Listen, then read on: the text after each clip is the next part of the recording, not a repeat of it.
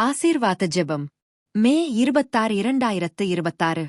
அன்பான தேவனே, எங்களை அன்போடு வழிநடத்தி ஒவ்வொரு நாளும் எங்களுக்கு தேவையானதை அருளும் எங்கள் மேய்ப்பராய் இருப்பதற்காக நன்றி.